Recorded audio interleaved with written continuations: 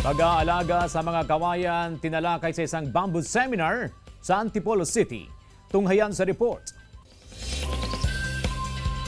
Madalas ihalintulad ang mga Pinoy sa kawayan, hindi nagpapatinag sa mga hamon ng buhay, bagkus patuloy na lumalago. Ang kahalagahan ng kawayan itinuro sa 23rd Learn and Earn from Bamboo Experts sa Carolina Bamboo Garden sa Antipolo City sa pangunguna ng founder ng garden na si Carolina G. Jimenez. Ang ituturo naman, paano kaya itong mga bamboos na ito mapapatagal natin ng 30 to 40 years?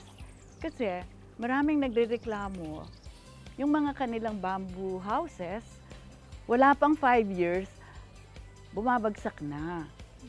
May paraan pala. So, yan ang ituturo. Kabilang ang bayog na karaniwang ginagamit sa construction, black bamboo para sa musical instruments, wamin bamboo para sa landscape ornamentals o interior decor, at machiko na ornamental bamboo na ginagamit sa paggawa ng baskets at hats. May actual demonstration ng pagtatanim ng kawayan. Tinalakay rin ang bamboo treatment process o paraan para tumagal ang buhay ng mga kawayan. Kaya raw tumagal ng panghabang buhay ang treated bamboo kumpara sa kawayang hindi na-treat ng hanggang 3 buwan lang. Bamboo can be used for any type of building. It can be used for houses, huge event centers and pavilions. But in order for it to be used correctly, we need to make sure they're safe and strong and resilient.